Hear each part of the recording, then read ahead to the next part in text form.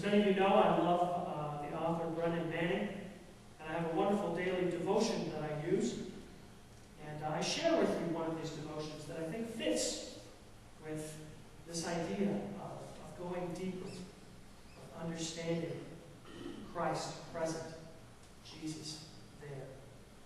Manning writes, I once met a pastor in the hills of Colorado who invites a family to his home every Sunday afternoon for a home-cooked meal.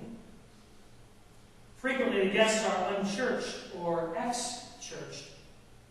During my visit, the fare was simple, but the company and the conversation stimulating. This family shared the deep hurt inflicted on them by a previous pastor, and consequently, they had discontinued going to church. But that afternoon, they received consideration instead of the expected condemnation. They received a merciful acquittal rather than an anticipated verdict of guilt. They returned to the worshiping community the following week. They had been healed by an ordinary Sunday meal. What a beautiful image, is that not? Because it is in those ordinary Sunday meals, it is in the practice of table sharing that we connect, that we make room for people to let down their guard and to share more deeply, and thus allowing God to seep in and affect new growth, new transformation in their lives as well as our own. You know, 2 years ago, I shared with you on Good Friday the story of my friend, my best friend, and his Job-like trials that he had been through. I shared the losses that he had suffered in his life, along with some of my own. And I shared that Easter had not yet come for him or for me in those losses and in our grief.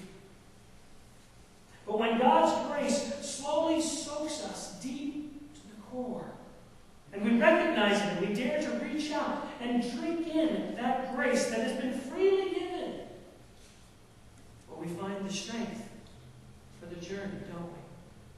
As we talked about last week. A strength we didn't know was there, a deeper root system, if you will, and a stability that helps us, sustains us, so that we might weather the storms of our lives. I know this now because, you see, I came home from Mississippi and New Orleans and found that Easter had finally come for my friend and also for me. I received, as I shared, I think, last week, a text pic on my BlackBerry, a picture that he had sent to me of a beautiful hand with a sparkling engagement ring upon it. Jesus says, very truly I tell you, unless you eat the flesh of the Son of Man and drink his blood, you have no life in you. For too long, my friend and I felt as if there was no life in us. But now I realize, now I recognize, and I am extremely thankful for every wafer, every torn piece of bread, every cup, every chalice, whether I knelt at a rail or stood before an extended cup. I am thankful for the invitation to come to the table. A table which has, for the entirety of my life, fed me, soaked me in God's grace, allowed new roots to grow in me, perhaps without even my knowing, and thereby sustained me to see this wonderful resurrection in my friend's life. So I say to you, my friends, may God continue to soak you in God's grace. May you grow new roots in faithful response to God's invitation to come. And may you be sustained through the power of God's Jesus.